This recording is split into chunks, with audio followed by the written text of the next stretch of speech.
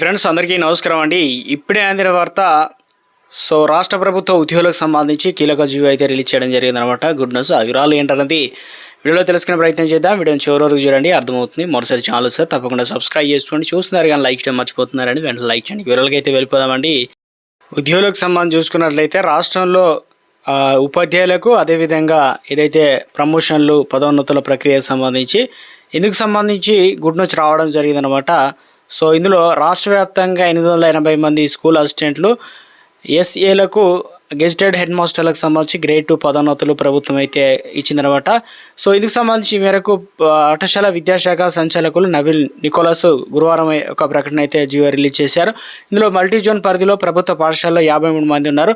అదేవిధంగా స్థానిక సంస్థల్లో వచ్చేసి మనకు 37 మంది కలిపి మొత్తం 490 మంది ఎస్ఏలకు సంబంధించినకు జిహెచ్ఎంలకు అదేవిధంగా పదోన్నతులు కల్పించామని తెలిపారు.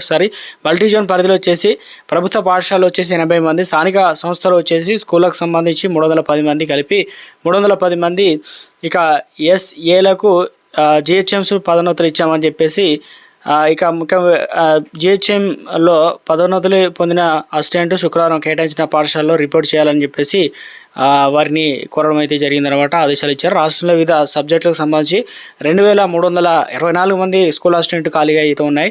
ఇందులో వచ్చేసి 2324 ఎస్ఏలు ఖాళీలతో పాటు 604 ప్రాథమిక పాఠశాల హెడ్ మాస్టర్లు పోస్టులు ఖాళీ మొత్తం కలుపుకొని ఇక 2964 మంది అయితే పోస్టులకు సంబంధించి సెకండరీ గ్రేడ్ టీచర్లు ఎస్జిటీలకు పదోన్నతులు అయితే కల్పిస్తున్నట్లు చెప్పడం జరిగిందనమాట. ఈ నెల 26న పదోన్నతులకు సంబంధించి ఎస్జిటీలకు ఉత్తర్వులు జారీ చేశామని తెలిపారు. గత ఏడాదిలో జూలైలో 47,244 మంది ఉపాధ్యాయులు బదిలీ చేశామని కూడా చెప్పడం జరిగిందనమాట ఆదేశాలు. ఇక మొత్తం మీద అయితే మరోసారి సవరణ షెడ్యూల్ విడుదలైతే చేశారు. దీంతో ఒక కీలక జీవో అయితే రిలీజ్ చేశారు. వారు ఎప్పుడు అటెండ్ కావాలి, ఏ తేదీన మొత్తం ఆప్షన్లు ఇవన్నీ కూడా కీలక జీవో అయితే రిలీజ్ చేయడం జరిగిందనమాట. కేటాయించిన బడిలో నేరుగా రిపోర్ట్ చేయాలని చెప్పేసి వారికి ఈ నెల 26న 2964 మంది ఎస్జిటీలకు ప్రమోషన్లు అయితే వచ్చాయన్నమాట.